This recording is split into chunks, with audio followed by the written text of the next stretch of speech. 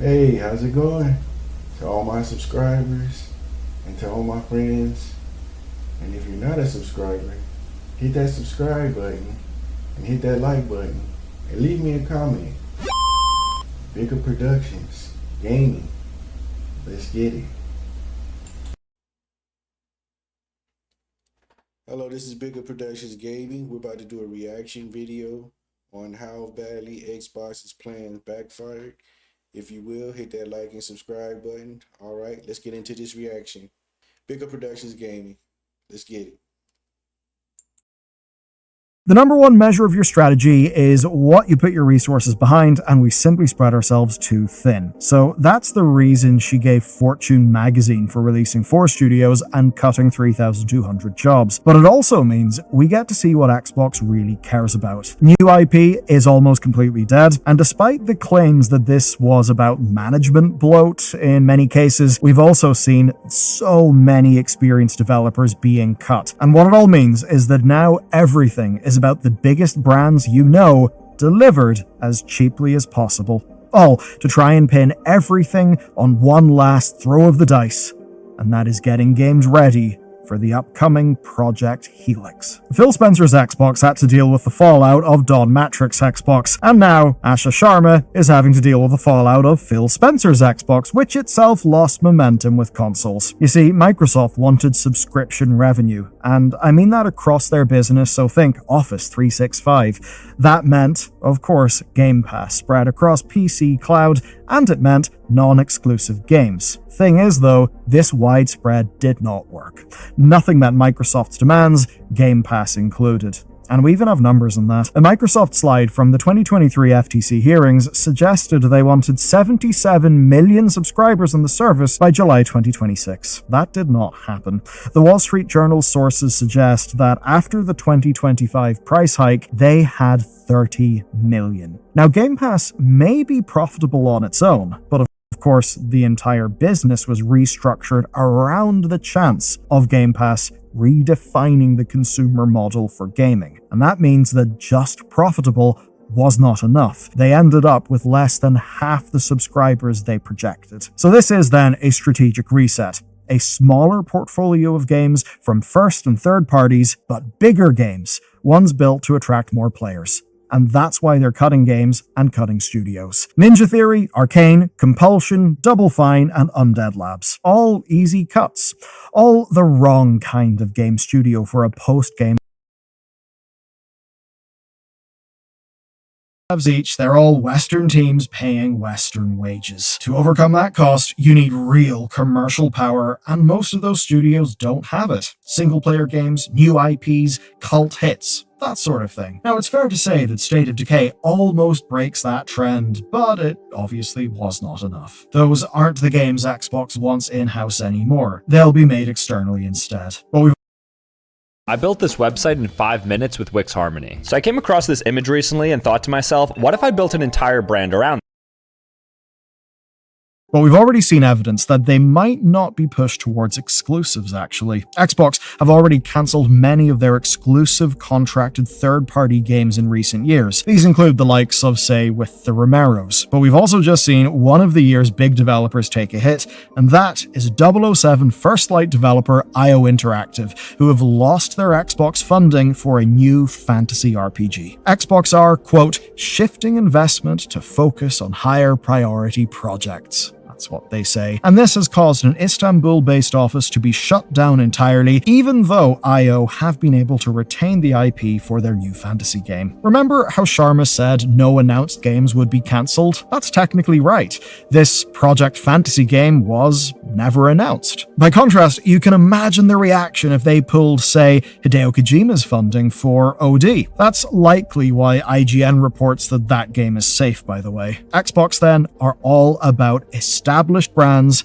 or big popular decisions. But here's the thing, even within those established brands, that has not saved everyone. ZeniMax were hit particularly hard. An email sent to Bethesda staff says that they have to focus on our strongest franchises. Now, Jason Schreier's sources say that means Fallout, Elder Scrolls, Doom, Quake, and Wolfenstein. That's a little weird. In the company's Maryland base alone, WARN notices tell us that 379 jobs were lost. That's almost a quarter of the 1,600 from this round. And we can take a look at id Software, who have been brutalized. The Texas arm of the studio had nearly 200 staff. 136 of them are now gone. They were a Game Pass success last year. 3 million players against an estimated 800,000 copies sold. For the old Xbox, that's good. They put everything into growing Game Pass. For the new Xbox, that's bad, and now id has paid the price. But we can tell a lot about Xbox's future plans from how they've cut this studio right as the new DLC launched. A staffer told Aftermath that, quote, all but one person who helped run all our old titles was let go. That of course means that legacy games don't matter. Digital Foundry sources suggested that the industry-recognized id Tech team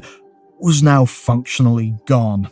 Unionization could not protect the Texas team. German worker regulations could not protect the Frankfurt studio. GamesBeat reported that they were gearing up pitches for a, quote, John Wick-style original game called Fury, a new game in the Perfect Dark franchise, and a multiplayer co-op version of Doom. But with the scale of these cuts, it's hard to see any of those games existing. It's hard to see id do anything other than support other studios. With the cuts made to the engine team, any new games in those franchises will likely use industry-standard engines like UE5. In a case like that, it's easier for outsourcing, and it can be easier to get new hires up to speed, but it sure seems it would be hard to make Doom or Quake with significantly less institutional knowledge, because those things aren't just IPs.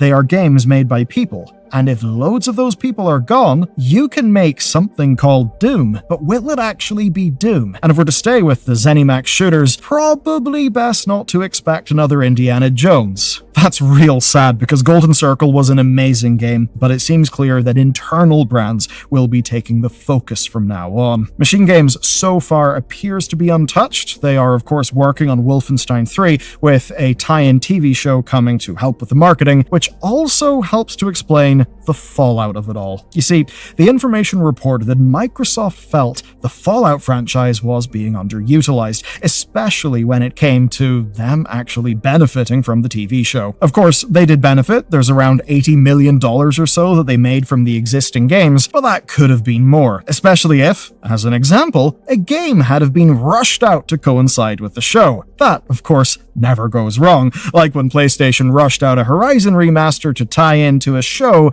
that ended up being cancelled in production. And that of course brings us to Obsidian, the studio that anchored Xbox's 2025. They even believed that The Outer Worlds 2 might be worth $80. Obsidian launched 3 games. All of those games were critically well received, but only one of them met Microsoft's expectations and sales, and that was the mostly outsourced Grounded 2. So, Obsidian just lost a quarter of their headcount. It basically feels like small, acclaimed projects like, say, Pentiment simply won't fly. In fact, we actually know that none of Obsidian's games will. None. Details of an internal strategy meeting passed over to Bloomberg revealed that Avowed 2 is paused, and that only one project is happening at the company, a new Fallout game led by Josh Sawyer of Fallout New Vegas fame. But here's the thing, it was not meant to be a Fallout game. It was actually a new IP. As the quote goes, it was a role-playing game that was similar structurally and thematically to Fallout, but was not part of the franchise. Now, that game is being reskinned, I suppose, so that Xbox can have a Fallout game whilst Bethesda are away working on the Elder Scrolls. Because hey, there will be more seasons of the TV show, there needs to be more game to coincide with that, and right now the only type of game that matters is one that's in a huge brand. Now, The Elder Scrolls is both the easiest and the hardest to explain. The 2018 reveal of The Elder Scrolls 6 was a calculation, one meant to stop frustration over the mobile-only Elder Scrolls Blades. Funnily enough, Blades just ended service on the 30th of June. Perhaps not a coincidence. But full development did not start on Elder Scrolls 6 until 2024, after Starfield launched. So even with some layoffs, it is really no surprise that a 4-year development cycle, just like Starfield's, has Schreier sources suggesting 2028 at the earliest. It's almost certainly going to be one of Xbox's big flagship games that, if it's able to coincide with Project Helix, is perhaps something they think will be a system seller. But just because the Elder Scrolls is important doesn't mean it's safe.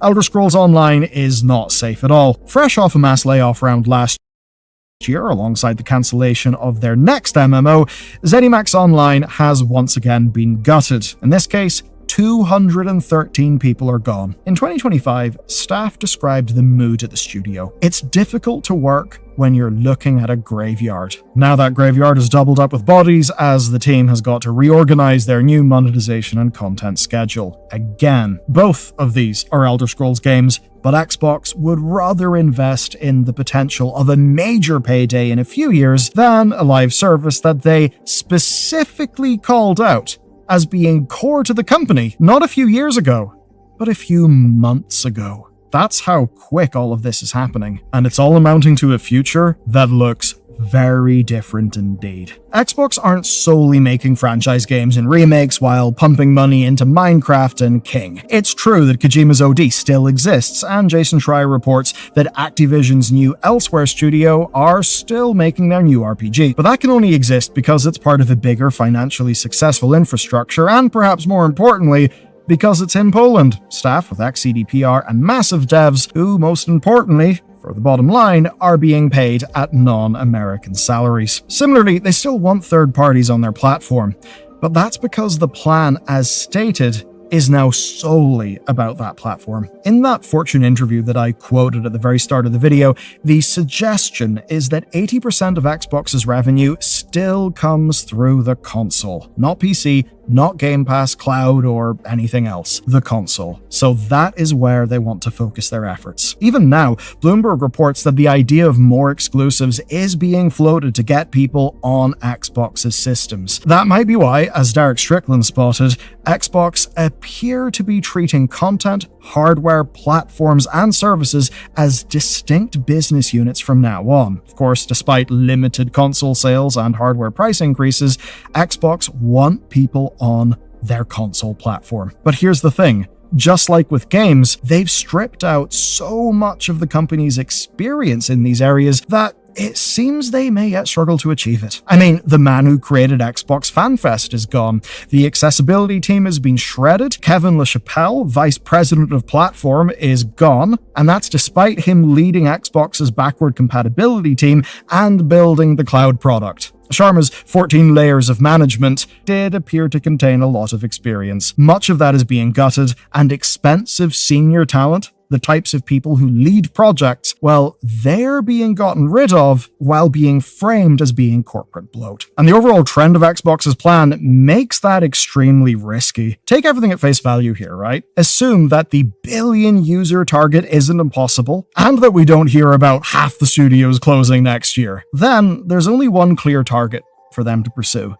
And that, obviously, is Helix. Because I think we all know that Xbox Series is terminally behind the competition. That means they are putting everything into this one last throw of the dice. Whatever the hardware crisis permits Helix to be, everything we've heard from Xbox over the last few months says that it is also their absolute last chance. They have just fired so many experienced staff. They are publicly kind of rejecting cloud and mobile gaming in their interviews, all of course while also pursuing those things with Mojang and King, and constantly talking about hardware exclusives. And that is where we come back to the year 2028. Holiday 27 and early 2028 are the expected release dates for Project Helix's release. And so, having games like Elder Scrolls 6 or any other major brands around that launch window becomes worth throwing resources at, so that they guarantee they hit the release target, regardless of how many small games and new opportunities are lost along the way. The plan is for massive franchise games that will draw audiences and get hardware sales up. But if that does not work, it is not clear what Xbox actually have left to pivot to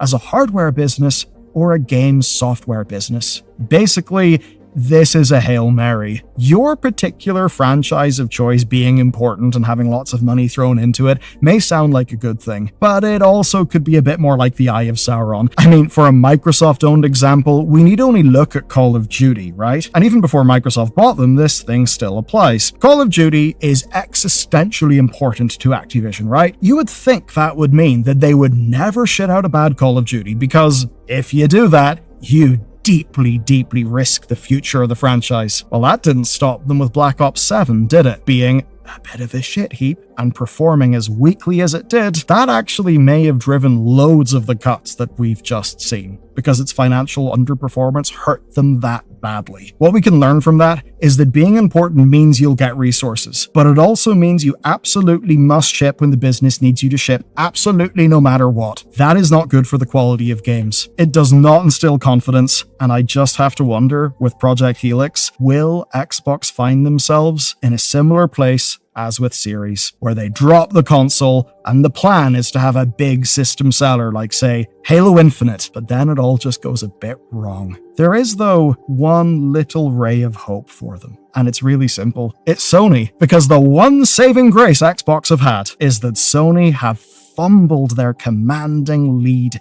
within this generation. Of course, the most recent example of that is with physical games. Who knows, maybe Microsoft will reappraise their plans, and they'll actually decide to go for discs with Project Helix, simply because it'll differentiate them in the market. Who knows, but Sony do like to fumble back. Like always, guys, hope you enjoyed the video. If you would, hit that like and subscribe button for me. Bickupp Productions Gaming, let's get it. All right, peace. You guys have a good time. Thanks for watching the video. All right.